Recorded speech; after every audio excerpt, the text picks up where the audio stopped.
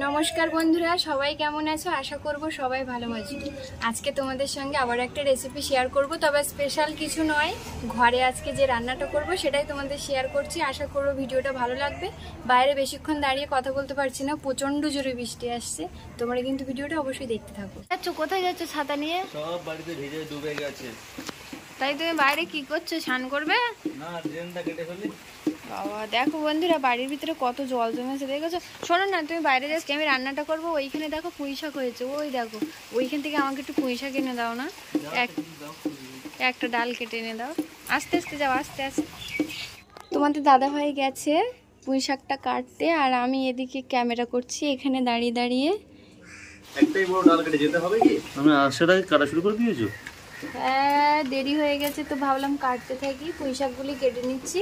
আর এই যে কুমড়ো নিয়ে এসেছিল না একটা ছোট্ট চাকা, ওই কুমড়োটা কেটে নেব। বাড়ির পুঁই শাক না, খেতে হেভি লাগবে আজকে, বলো? দারুণ স্বাদ। মাছের মাথা দিয়ে রান্না করব বলে কথা। তুমি যে রান্না করো তারও অসাধারণ লাগে। এখানে আমি কুমড়ো, আলু আর পুঁই শাকের ডাঁটাগুলিকে কিন্তু কেটে নিয়েছি। এখানে আমি কাতলা মাছের মাথায় কিন্তু লবণ হলুদ আগে থেকে মাখিয়ে রেখেছিলাম। তোমাদের দাদাভাই বাজার থেকে গোটা কাতলা মাছ নিয়ে এসেছিল।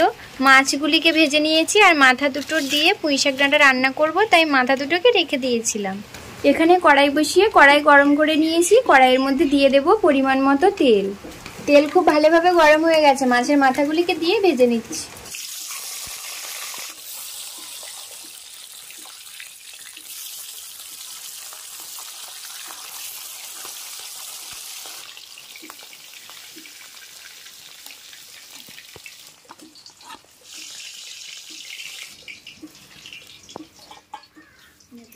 কড়াইতে তেল রয়েছে, তেলের মধ্যে দিয়ে দিচ্ছি 5 ফোড়ন। এবারে দিয়ে দেবো কেটে রাখা পেঁয়াজ আর 4-5টা রসুন কেটে রেখেছিলাম, দিয়ে দিলাম। দিয়ে দিচ্ছি অল্প একটু চিনি। পেঁয়াজ রসুন কিন্তু হালকা ভেজে নিয়েছি। এবারে দিয়ে দেবো কেটে রাখা কুমড়ো আর আলু।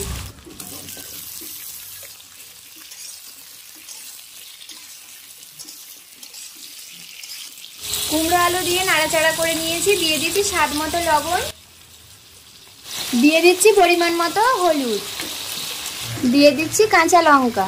এবারে কুমড়ো আর আলু খুব সুন্দরভাবে ভেজেও নেব, কষাও হয়ে যাবে।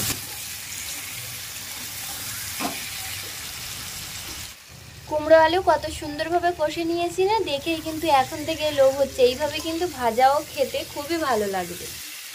কুমড়ো আর আলু দেখেই বুঝতে পারছো কত সুন্দরভাবে কষে নিয়েছি। এবারে কেটে রাখা পুঁই শাকের ডাঁটাগুলিকে দিয়ে দেবো। পুঁই শাকের ডাঁটাগুলিকে দিয়েও কিন্তু 2-3 মিনিট ধরে খুব ভালোভাবে আমি কষে নিচ্ছি।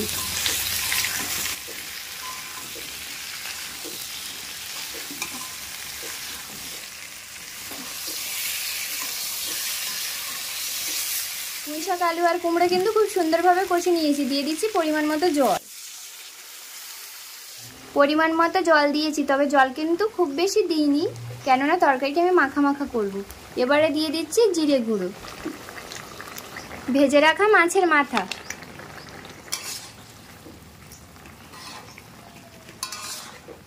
এবারে ঢাকা দিয়ে দিচ্ছি। গ্যাসের ফ্লেমটা কমে রেখে 6 থেকে 7 মিনিট। এবারে কিন্তু ঢাকনাটা খুলে নেব। এতক্ষণে তরকারি পুরোপুরিভাবে সিদ্ধ হয়ে গেছে।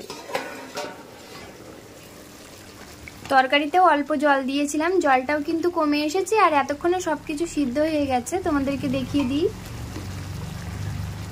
এই যে দেখো বন্ধুরা, আলু কিন্তু পুরোপুরিভাবে গলে গেছে, কুমড়োও খুব ভালোভাবে সিদ্ধ হয়ে গেছে। এবার আমি তরকারিটা নেড়ে দিচ্ছি। আর তরকারিটা নাড়াচাড়া করার সময় যতটুকু মাছের মাথা ভেঙে যাবে, না হলে কিন্তু মাছের মাথাটা আমি ভাঙবো না, এরকমই রেখে দেব। তো এবারে আমি আরও 1 মিনিট ধরে তরকারিটা রান্না করে নেব। তো বন্ধুরা, কুমড়ো, আলু, পুঁই শাক ডাঁটা দিয়ে মাছের মাথা রান্নাটা কিন্তু হয়ে গিয়েছে। এবারে আমি তরকারিটা নামিয়ে নেব।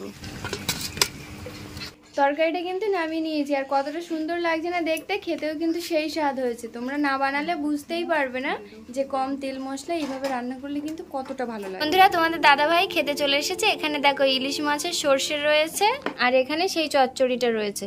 ও বাবা, তোমার হাতে লেগে আছে, তো তরকারি খাচ্ছিলে? খিদে পেয়েছে, অনেক বেলা হয়ে গেছে, কি করব? খেয়ে বলে তো কেমন হয়েছে। সিদ্ধ হয়েছে। বাড়ির পুঁই শাক না খেতে খুব ভালো লাগার কথা। বাড়ির পুঁই শাকের স্বাদটা অন্যরকম বন্ধুরা, সত্যি অসাধারণ স্বাদ।